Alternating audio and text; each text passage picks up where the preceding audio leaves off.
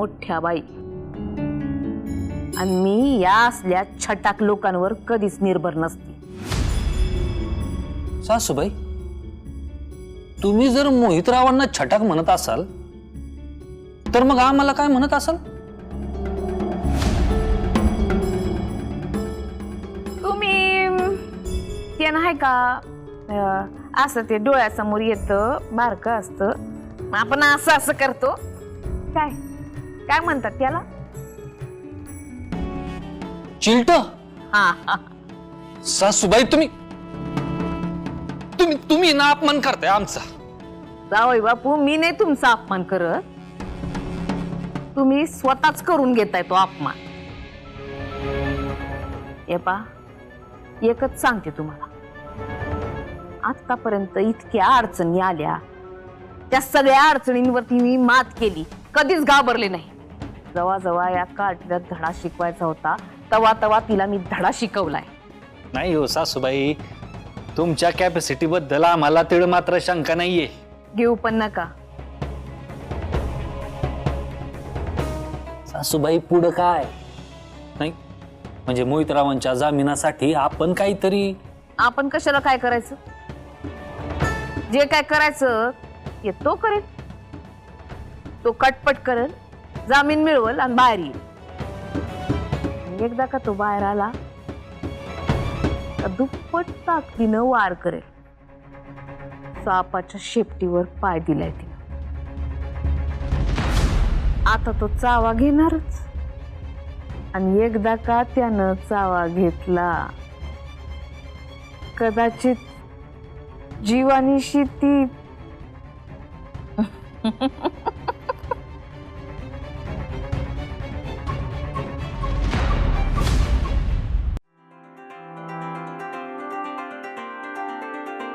अगं बाई, साखर टाकली की नाही? अर्धा चमचा टाक.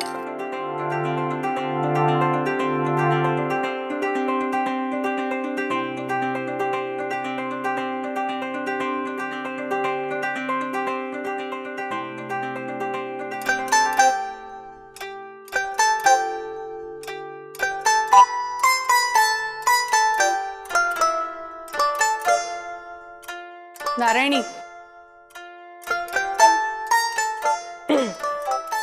लपू लपू खीर खाणारी मांजर. मग आता खीर कुणी खाल्ली हे ओळखण्यासाठी गुडगुड घागरी करणार आहेस का? काकू, एकदम मस्त झाली खीर. कमी गोड, आपल्या इंदीला आवडते अगदी तशी. अगं ते ठीक आहे, पण खीर का केली आज? काय हिंदूचा वाढदिवस आहे की काय? अगं अशीच खीर, तिला आवडते ना म्हणून. काही काळजी करू नकोस, तुझ्या सुंदर खिरीचा वास तिच्या नाकापर्यंत येवाना पोहोचला पण असं.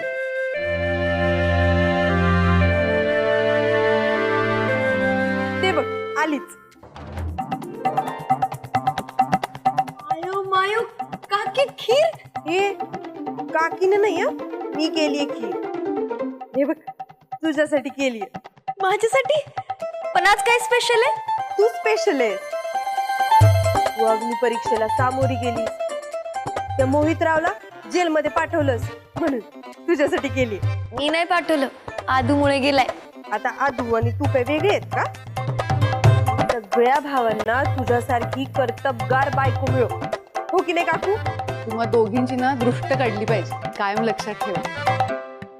हे असे छोटे छोटे क्षणच ना आयुष्यभर आठवणीत राहतात. हिंदू, तू ना फार मोठं काम केलंय.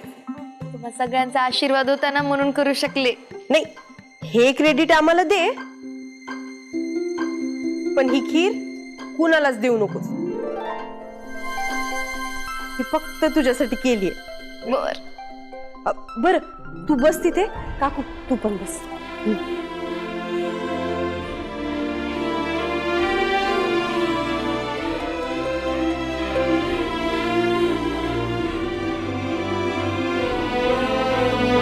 नारायणी,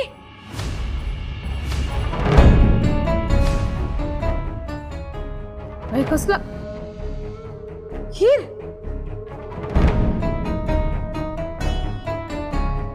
खीर केली? हा, बघू.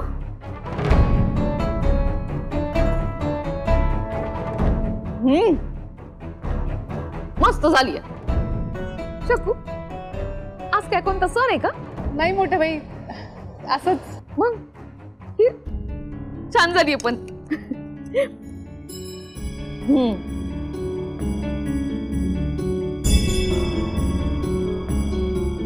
मी काय म्हणते नारायणी, आज ना माझ्यासाठी स्वयंपाकाचं करूच नका. खीर हेच माझं जेवण. वा, खरंच छान झाली.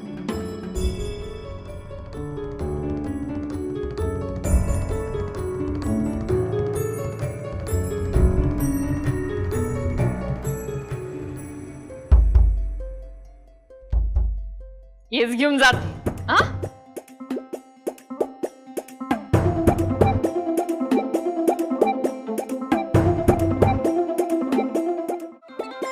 केली कुणासाठी होती आणि कोण घेऊन गेलो? नारायणी, आईबद्दल असं बोलू नये. अगं काकू, मग आई अशी का वागते? आई अगं मोठ्या बहिणींना काहीतरी आवडलं ही किती चांगली गोष्ट आहे बरं. इंदू, ती तुला इतका त्रास देते तरी तू तिचीच बाजू घेते. मग सासूबाई आहेत माझ्या, मी त्यांचीच बाजू घेणार. जाऊ दे, मी ना तुझ्यासाठी दुसरी खीर करते. थांब. नाही, तू केलीस ना माझ्यासाठी खीर, तर मी करणार तुझ्यासाठी. चालेल, मग मी ती घेऊन जाते. काकू, त्यापेक्षा आम्ही दोघी जणी सगळ्यांसाठी खीर करतो. तुम्हा नणंद भाऊजेचं हे नातं असंच खिरीसारखं गोड राहू दे.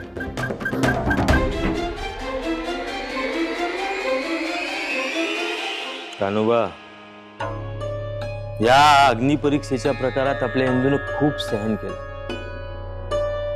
तुम्हाला सांगतो मास्तर, इंदूच्या जागी दुसरं कोणी असतं ना तर मोडून पडलं असतं, मोडून. एक बाई सगळं सहन करू शकते, पण तिच्या चारित्र्यावरचे आरोप ती अजिबात सहन करू शकत नाही.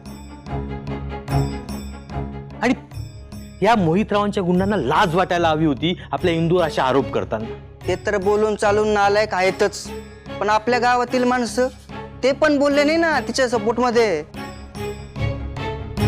कमीत कमी तिच्या मागे तर उभं राहायला पाहिजे होतं ना. खरंय कान्होबा. माले मास्तर, आम्ही फक्त नावाला शिकलोय. व्यंकू महाराज म्हणतात ना, विवेकी याची संगती आवडत नाही आपल्याला. तसंच आहे. अहो, ते सोशल मीडियावर किती खोटं खोटं आणि सगळे ते घाण घाण लिहून आलेले. लाज वाटते हो. हो ना, आणि इंदू तर इलेक्शनला सुद्धा उभी नाहीये ना. विरोध करायचा तर त्यांना करा ना, अधोक्षज महाराजांना. आणि विरोध म्हणजे काय? त्यांच्या व्यंगावर बोलणं. अहो, नुसते बिनबुडाचे आरोप आहेत, ते काही कामाचे नाही. हे बदलणाऱ्या काळाचे वारे आहेत बाळंबट. आता इथून पुढे हे असंच होत राहणार. मास्तर, मग यावर उपाय काय? मला नाही होत, पण आता याबरोबर जगायला शिकलं पाहिजे आपण. पण माले मास्तर, एवढं सगळं असून पण आपली इंदू मागे हटली नाही. तिचं कौतुक वाटतं बघा मला. खरंय, तिने तिच्या वागण्यातनं सगळ्यांना एक आदर्श घालून दिलाय. हो मास्तर, बरोबर आहे तुमचं.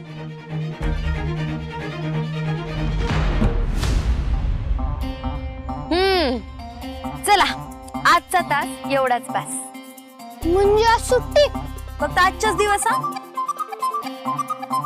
रोजच लवकर सोडताय असं नाही म्हणायचं.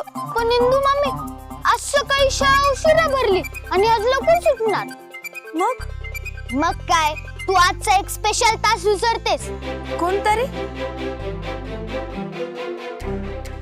गोष्टीचा तास, गोष्टीचा तास, गोष्टीच्या तासाला सुट्टी नाही, गोष्टीच्या तासाला सुट्टी नाही. थांबा. ओके ओके ओके ओके, ते टोके.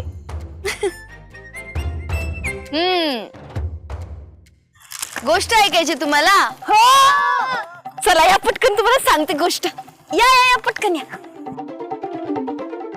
आज तुम्हाला कोणती गोष्ट सांगू बाई? लाकूड तोड्याची सांगू? तर एक होता लाकूड तोड्या.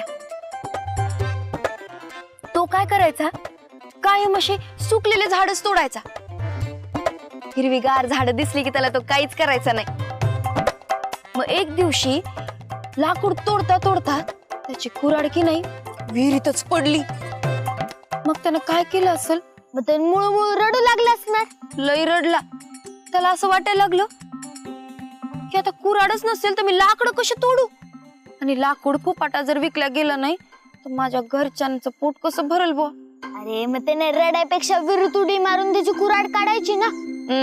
असं झालं असतं तर गोष्ट झालीच नसती. नाही, त्याला रडू दे, आमच्यासाठी गोष्ट महत्वाची. मग आपल्या रायासारखा आगाऊ नसलेला लाकूड तोड्या रडू लागला. मग काय झालं माहितीये? त्याचं रडू ऐकून विहिरीतली एक देवी त्याला प्रसन्न झाली. सगळ्यात आधी तर देवीनं त्याला रडायचं कारण विचारलं. मग आपला लाकूड तोड्या म्हणाला की देवी, माझी कुऱ्हाड तुझ्या विहिरीत पडली. देवी पुन्हा विहिरीत गेली आणि देवीनं एक कुऱ्हाड वर आणली. ती कुऱ्हाड कसली होती माहिती का? चांदीची कुऱ्हाड होती.